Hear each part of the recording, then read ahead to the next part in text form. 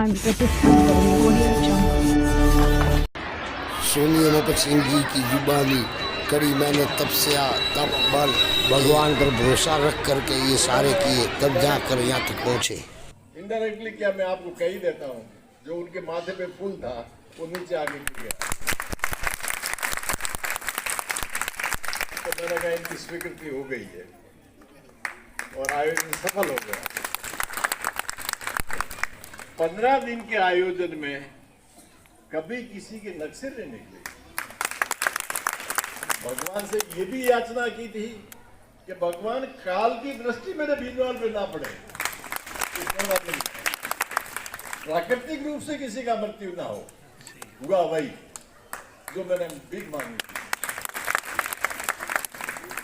और बरसात भी हुई। आयोजन समाप्त के दूसरे दिन हुई। इस प्रकार ईश्वर की कृपा रही। अब जो भी है, मुझसे जो भी सहयोग होगा, जो भी जहां भी रिक्वायरमेंट, लीगल रिक्वायरमेंट होगी, मैं यथासंभव कोशिश करूंगा कि मैं उसमें भाग लूं, हिस्सा लूं और मदद करूं। धन्यवाद।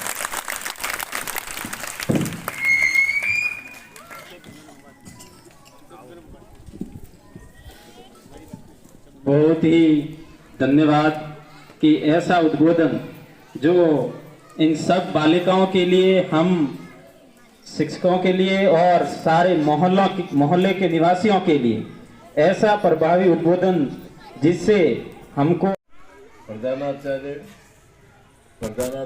अध्यापिकाएं और मेरे परिवार की बालिकाएं, मैं सबको नमन करता हूं। और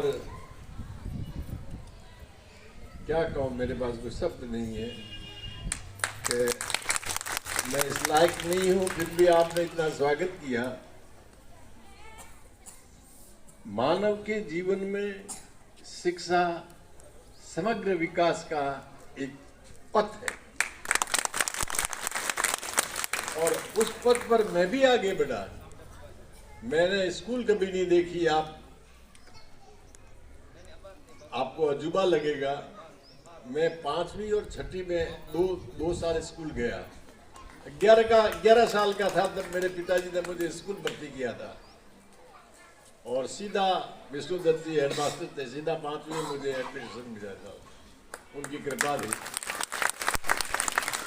5वीं और 6वीं मैंने यहाँ की। घरेलू परिस्थितियां ऐसी थी कि मुझे शिक्षा छोड़नी पड़ी और कहीं नौकरी करनी पड़ी। उसके बाद में जब मैं भीनमाल बॉम्बे गया, मैं भीनमाल वापस आया। बॉम्बे जैन लोगों के साथ में था और उनके पास मैंने नौकरी की। भीनमाल वापस आया, मेरी शादी हुई और नगर पालिका में मुझे नौकरी मिली। उस वक्त मुझे 60 रुपये मिलते थे। मैंने प्राइवेट परीक्षा मैट्रिक की दी और फर्स्ट क्लास नंबरों से पास हो गया। उसके बाद में उत्तरोत्तर मैंने शिक्षा ग्रहण की। यहाँ 11th का प्राइवेट में कोई प्रबंध नहीं था, प्राइवेट की फैसिलिटी नहीं थी, तो मैंने इंदौर से इंटरमीडिएट किया। इंदौर गया, इंदौर जाकर के इंटरमीडिएट किया। शिक्षा के प्रति मेरा ऐसा लगाव रहा कि धुन चढ़ गई के कुछ बढ़ना है, ग्रहण करनी है। किस्मत कहां से कहां ले जाती है, अर्श से फर्श पर ले जाती है। तो इंटर करने के बाद में फिर मैंने राजस्थान यूनिवर्सिटी से बीए बैचलर किया। राजस्थान यूनिवर्सिटी से बैचलर किया। बैचलर करने के बाद तब तक मैं नौकरी करता रहा। नौकरी में मुझे बहुत समय मिलता था, मैं पढ़ाई करता था रात दिन।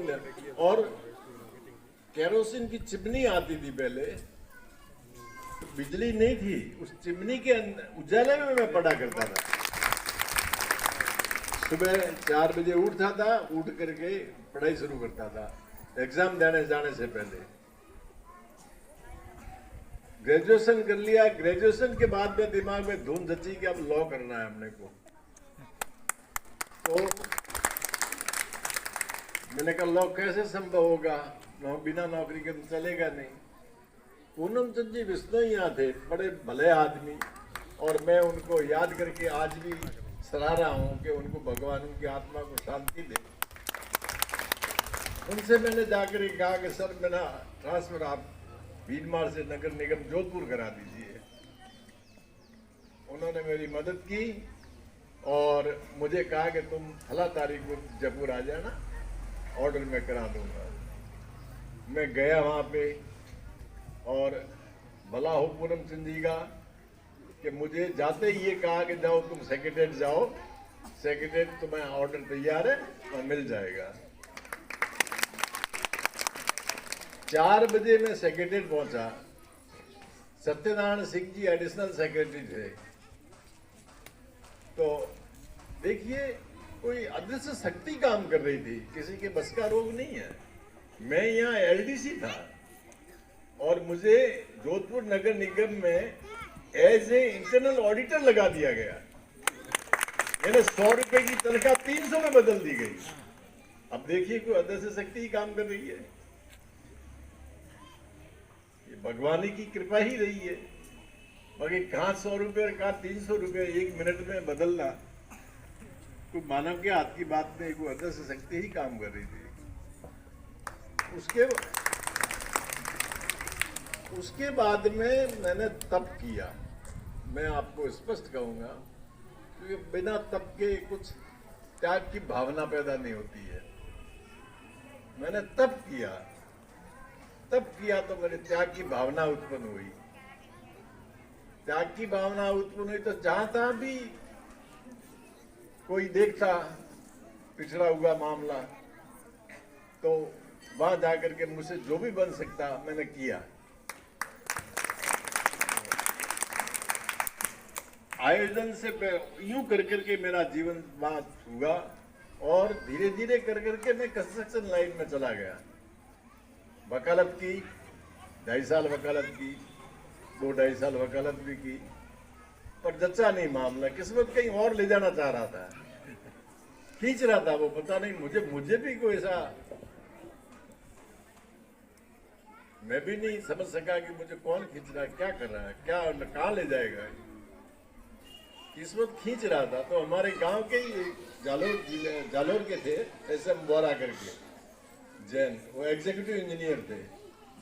तो उनके पास मेरा आना जाना था, मेरे मित्र थे वो, उनके पास मेरा आना जाना था।